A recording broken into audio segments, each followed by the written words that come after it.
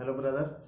आज हम लोग देखेंगे एनसीईआरटी का inverse trigonometry exercise 2.1।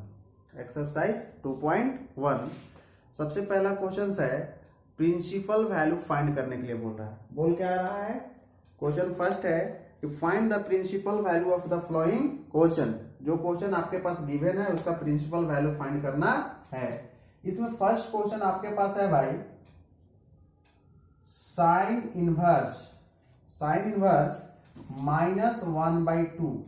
Sign inverse -1/2, इसका हमें प्रिंसिपल वैल्यू फाइंड करना है। तो सबसे पहले हम करते क्या है, लेट कर लो।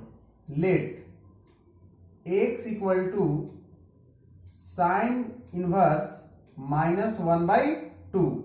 यदि आप इसको इक्वल साइन के इधर लाते हो, तो इधर लाने के बाद यह इनवर्स जो है साइन में बदल जाता है, यानी कि आपके पास हो जाएगा साइन x इक्वल -1/2 हो जाएगा। साइन x इक्वल टू क्या हो जाएगा ब्रदर? -1/2 हो जाएगा। अब इसके बाद हमें रिकॉल करना होगा ना प्रिंसिपल ब्रांच वैल्यू।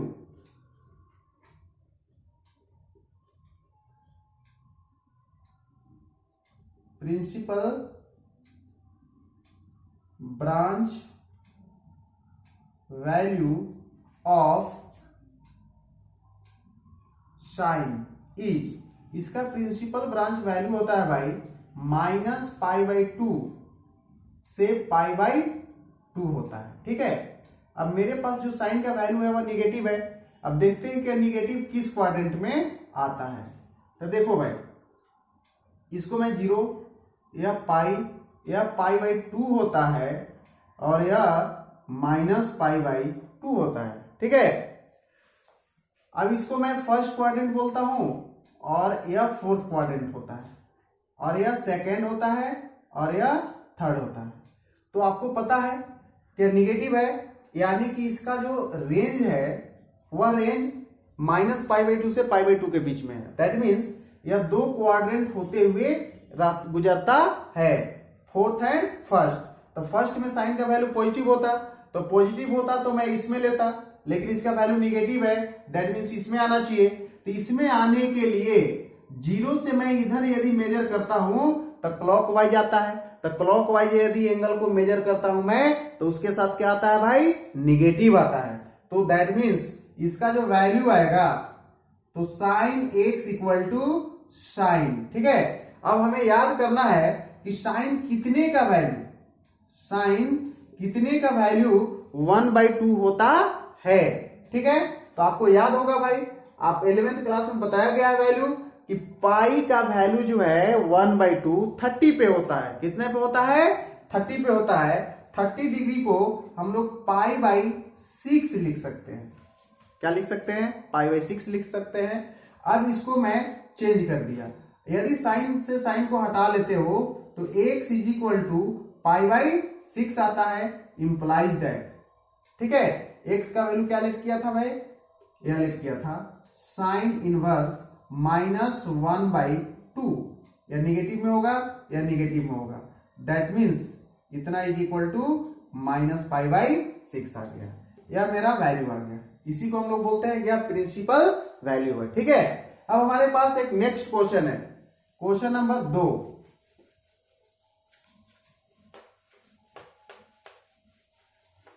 देखो भाई, क्वेश्चन नंबर 2 क्या बोलता है?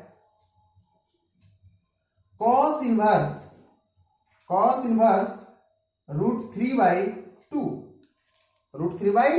√3/2। अब इसको भी लेट करो, लेट। ठीक है।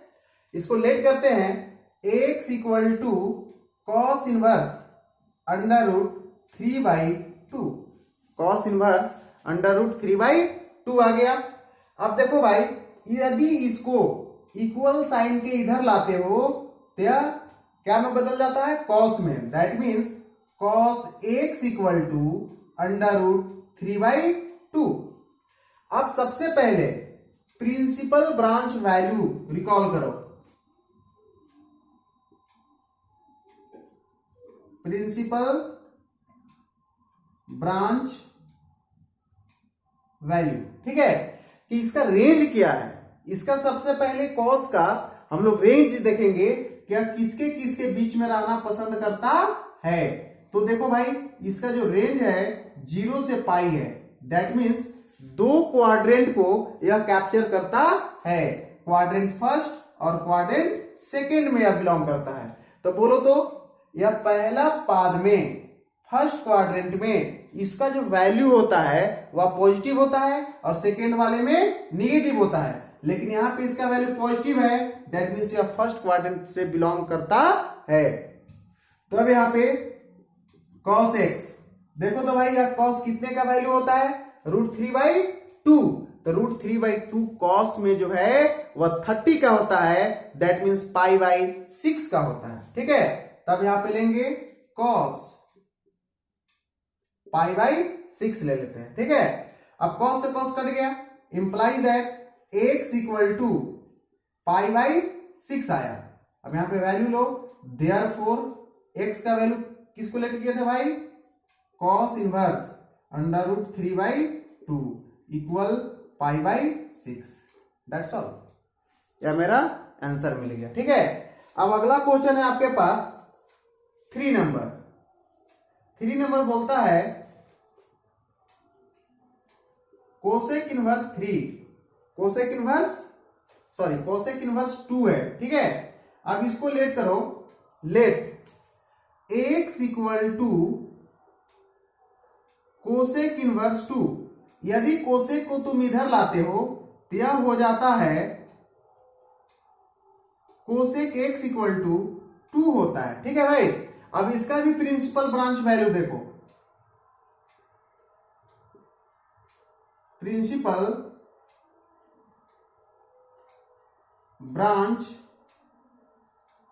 वैल्यू। ठीक है, इसका प्रिंसिपल ब्रांच वैल्यू यदि कोसेक का देखते हैं तो कोसेक का वही होता है जो साइन का होता है। ठीक है, तो यहां से यहां होता है, लेकिन उसमें 0 शामिल नहीं होता है, तो दैट मीन्स इसका वैल्यू पॉजिटिव है, यह भी फर्स्ट क्वाड्रेंट में बिलोंग करेगा। तो कितने का वैल्यू होता है, कोसेक x इक्वल टू, यानी कि साइन का रेसिप्रोकल होता है, तो साइन 30 का वैल्यू 1/2 होता है, कोसेक 30 का 2 हो जाएगा। दैट मीन्स इसका वैल्यू हो जाएगा तुम्हारे पास cosec x equal to cosec π/6। That means x equal to π/6। तो देयरफॉर x किसको लेट किया था आपने, कोसेक इनवर्स को, कोसेक इनवर्स 2 इक्वल π/6 आ गया। That's all. ठीक है, यह मेरा क्वेश्चन 3 हो गया। ठीक है,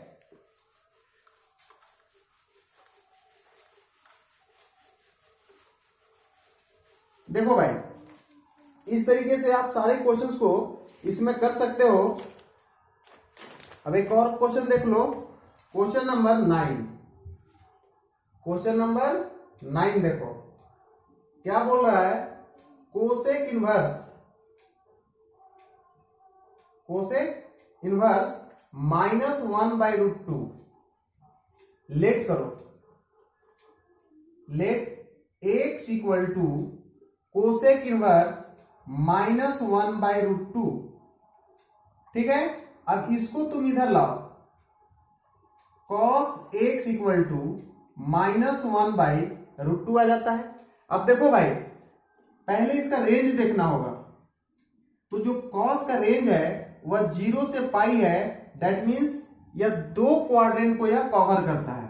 इसका वैल्यू नेगेटिव है, दैट मीन्स इस क्वाड्रेंट में आएगा, तो इस क्वाड्रेंट में लाने के लिए पाई में से हमें घटाना होगा। ठीक है, तो दैट मीन्स यहां पे लिख लेंगे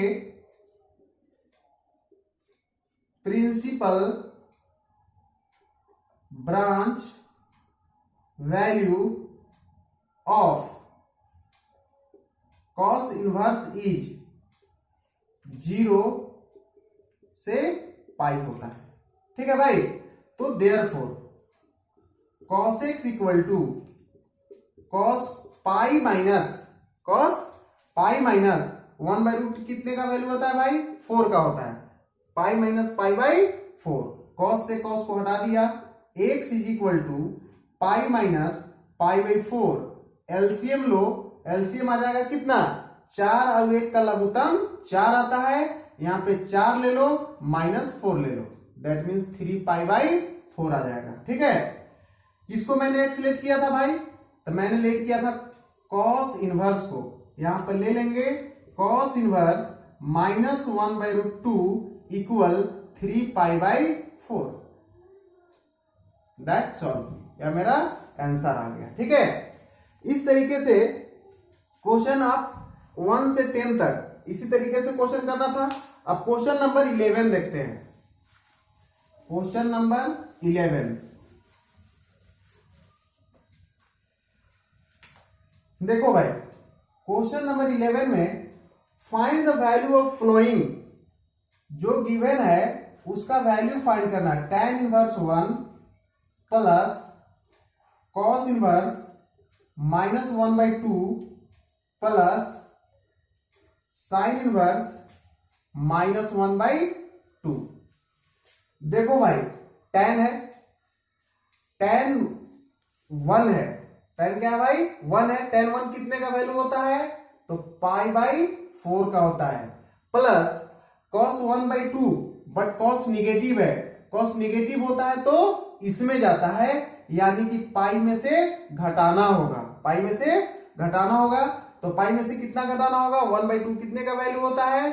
तो cos 60 का वैल्यू होता है, दैट मीन्स π/3 का वैल्यू होता है। ठीक है, प्लस, ठीक है, अब यहां पे इसका वैल्यू निगेटिव में आ जाएगा। 1/2 कितने का वैल्यू होता है? तो π/6 का होता है, दैट मीन्स 30 का होता है। साइन इनवर्स 1/2 साइन 30 का होता है, π/6 का होता है। अब सभी का वैल्यू रख के पुट करो, इसका एलसीएम लो, 3π माइनस पाई माइनस π/6, प्लस और माइनस गुना किए तो माइनस आ गया। तुम्हारे पास रिजल्ट आया π/4 प्लस 2π/3 माइनस π/6। लघुत्तम लो, 4 3 6, 4 3 6 का लघुत्तम 12 आ जाएगा। 4 3 12, 3π प्लस 8π माइनस 2π। ठीक है, 8 और 3 11π माइनस 2π/12 इक्वल टू 9π/12। कैंसिल करो, 3 3 जा 9, 4 3 जा 12, 3π/4। यह मेरा आंसर आ गया। ठीक है, क्वेश्चन नंबर 11 सॉल्व हो गया। ठीक है,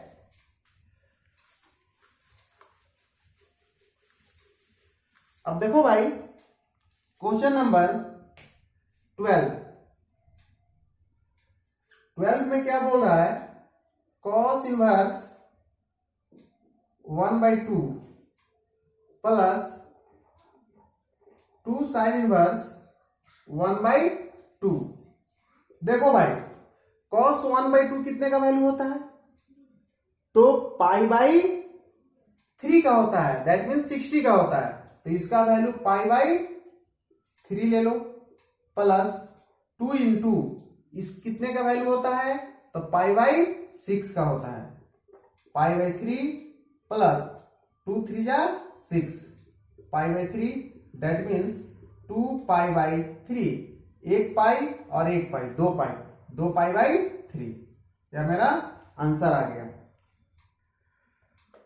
क्वेश्चन नंबर 13 देखो भाई, 13 में यदि आपको फॉर्मूला याद होगा, रेंज, यहां पे बता रहा है कि रेंज क्या होगा साइन का, तो देन -π/2 से बड़ा या बराबर होगा y का वैल्यू, ये छोटा या बराबर होगा π/2 के। दैट मीन जो साइन का रेंज है उसी को यहां हमें लिख देना है।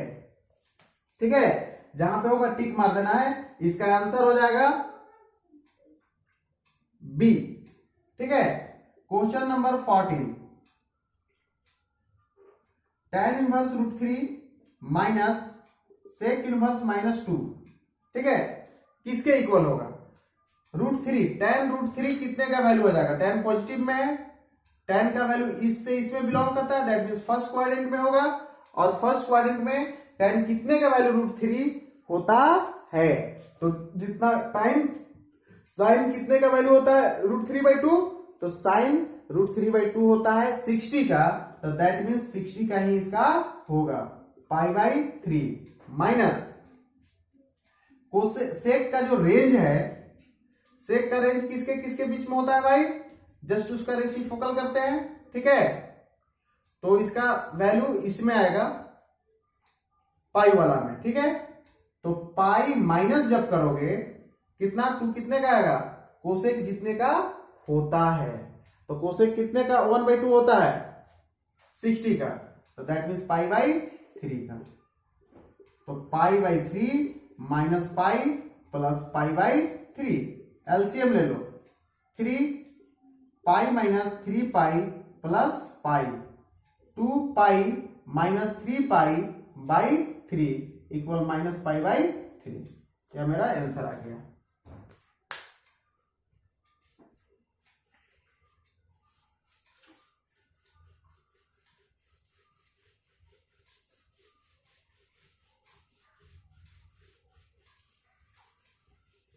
ठीक है, यह एक्सरसाइज मेरा कंप्लीट हो गया।